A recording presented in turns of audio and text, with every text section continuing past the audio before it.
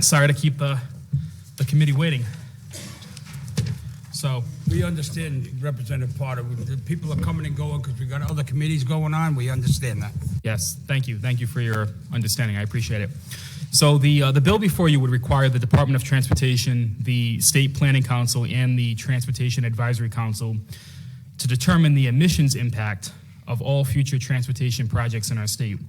As I'm sure the committee is all well aware, last year we passed signature legislation into law with the Act on Climate. Special acknowledgement to Representative Lauren Carson for all of her tremendous leadership on that, which established really ambitious but very achievable emission reduction goals. The legislation before you would effectively just help us meet those goals. Transportation is our largest source of emissions in Rhode Island.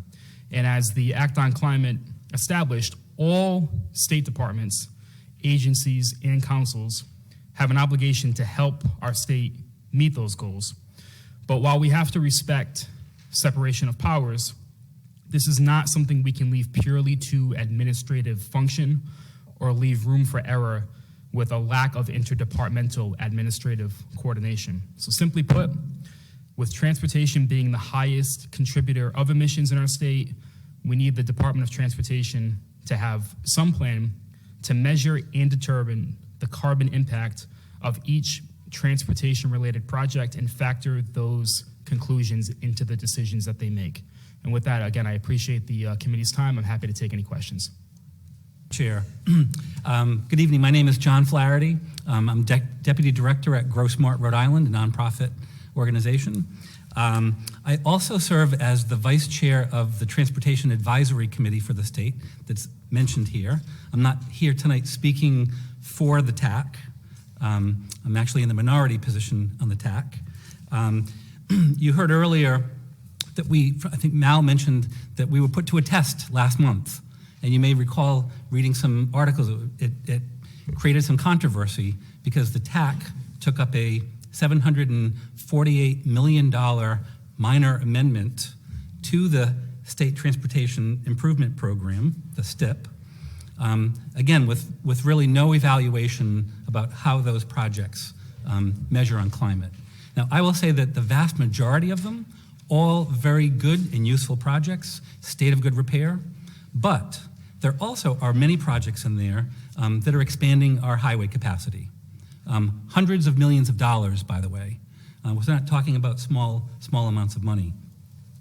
So this is a refreshing step in the right direction to follow the lead of Colorado. I've actually got the Colorado regs right here with an article discussing it. The one thing about the Colorado model that I would love to see incorporated into this, and I think Rep. Cortfrin made mention of it as well as Rep. Fogarty, and that is to actually have some sort of ceiling on setting a cap over which, if the state were to go over that, it would trigger the requirement to invest more in green transportation. So I'm just going to come back to sort of the very basics, which is that the state's long-range transportation plan, which is the larger blueprint, think of it like a community's comprehensive plan, in that they refer to the EC4 having set VMT reduction targets, vehicle miles traveled, because of the emissions. And those are 2% reduction by 2035, and then 10% by 2050. And I will tell you that even with that, between 2014 and 2019, the numbers are going up. And the projection is that they're going to continue to go up.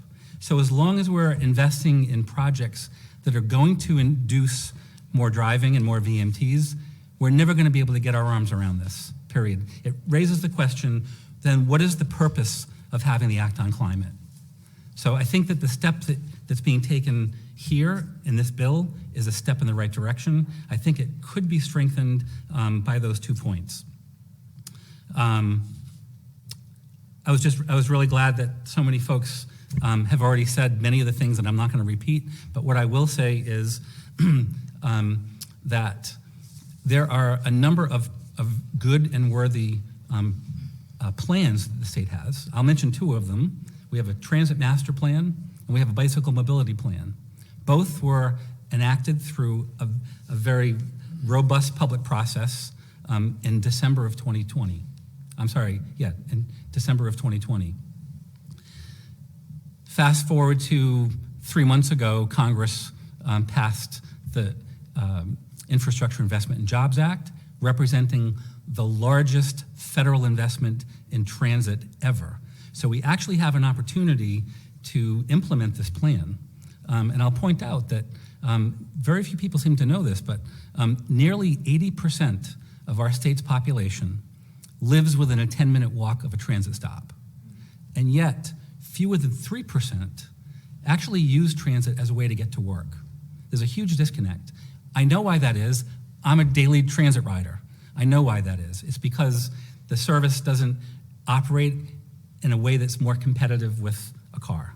But we have the bones in this state to support a transit system, and we have a blueprint for implementing this transit plan that actually could see significant mode shift from single occupancy vehicles to transit.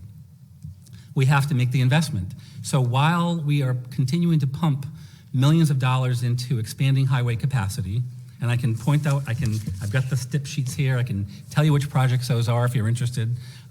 We're underfunding both the implementation of the Transit Master Plan and the Bike Mobility Plan. And that was what was so frustrating when we had that amendment come before us on February 17th.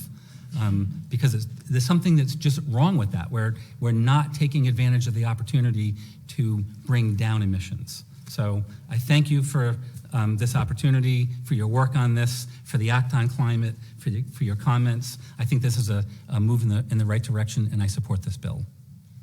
My name is Liza Birkin. I live in Providence. I'm a trained transportation planner with experience in the nonprofit and private sectors. I currently organize the Providence Streets Coalition, which fights for safer streets, more transportation choices, and policies that advance mobility justice in Providence and beyond. I work in constant community with climate, transportation, and equity advocates here in Rhode Island and across the nation. I have watched as our policy agenda, which is to decarbonize transportation in an equitable way while providing more mobility choices for people of all ages and abilities, has moved from the fringes to a very mainstream movement over the past decade. Now, every single day, the leaders of the U.S. Department of Transportation and the Federal Highway Administration are parroting our talking points. It's truly wild. Why? Why is that? Because they know we have the science and the data behind us. In 2019, the transportation sector in the U.S. accounted for 29% of total greenhouse gas emissions. That's way more than most countries' entire carbon outputs. It's way off. Here in Rhode Island, as we know, it's somewhere between 35 and 40%. The bill before us is an attempt at making change locally, which to date, RIDOT has refused to make on its own, just as Congress has failed to take meaningful climate change action at the federal level, which is why we are here before you today as citizens, begging our state legislature to step up and start making these changes so that our children and grandchildren have any chance at going to the beach. RIDOT will probably tell you that they are making change. I saw today, I was at the 610 connector. I saw the bike path that they're building along the 610 connector. I was there right today. They're building a bike path along the Henderson Bridge. It's true, and these facilities are welcome, but they are not meeting the scale of the crisis. They're also adding a lane to Route 37, adding lanes to 195, adding, completely ignoring the science around induced demand. The phenomenon that traffic is a gas that expands to whatever container it's given. Just look at the 12-lane highways in California and Texas that are choked with traffic every single day. Every single decade, they add a lane to those highways, and then they just fill right back up. These congestion mitigation projects, as they call it, are not carbon reduction. And they don't work in the long term.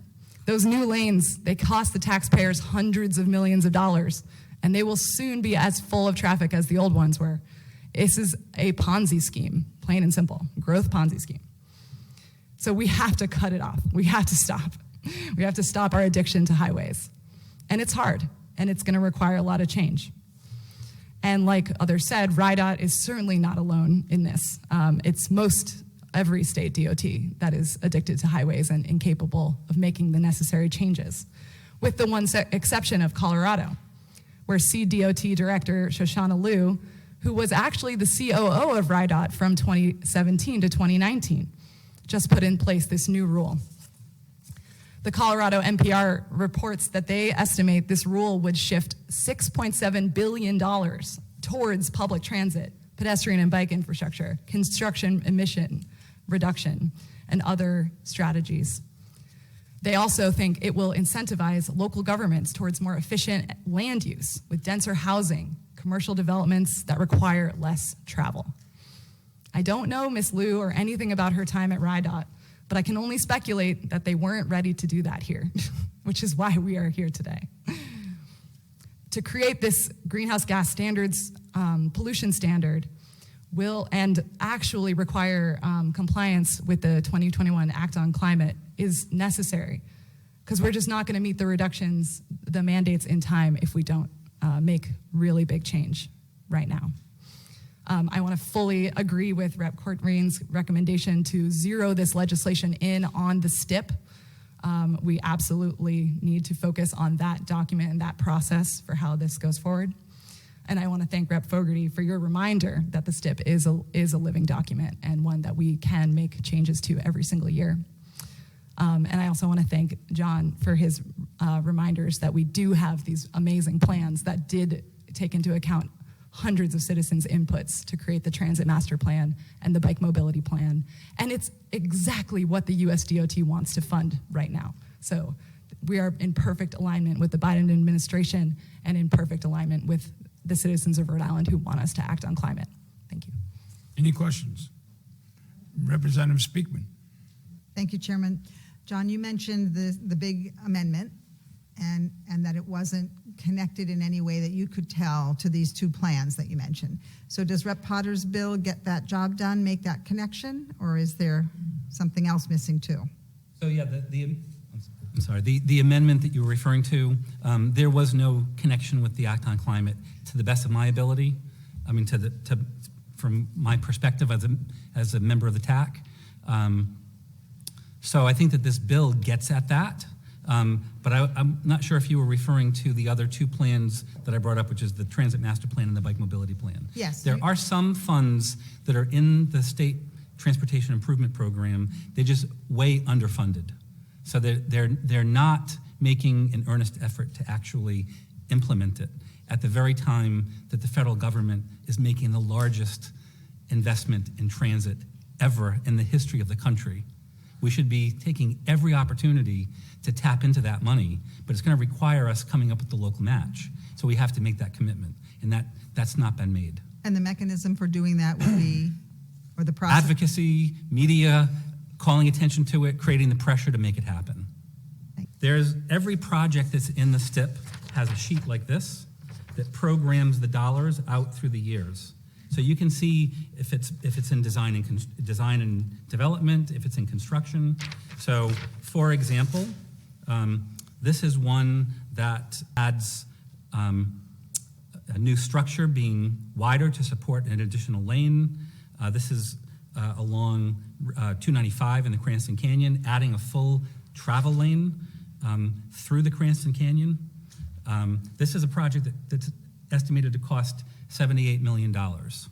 So there's an example of one where we could go back and revisit it and say, does it really make sense to be adding that kind of capacity, especially if it's being done in the name of trying to reduce congestion? You know, the other example that I think everyone's familiar with is the Washington Bridge Westbound. It was being touted about a year or two ago as being able to shave 6.5 minutes off of the commute from the state line to Providence. You know, who doesn't want to do that? I get that. But when you think about the equity here, there was an opportunity to address that congestion by having better transit. We're talking in the heart of the metro. We're not talking someplace, you know, far out. And I'll just point out that for people like myself who do use transit, it takes them generally twice, 3 times, maybe 4 times as long to get where they're going than it is in a car. So that 6.5 minutes sounds great, shaving it off of that trip from the state line, but who's speaking up for the transit riders who are already spending 2, 3, 4 times as long in a car? I'm sorry, in a bus. That's just one example. Yeah, no, I mean, and I remember discussions about the 610 connector and whether or not that was maybe the best option for the folks that don't drive cars and only in Millville, for example, and things like that, because they obviously doesn't help them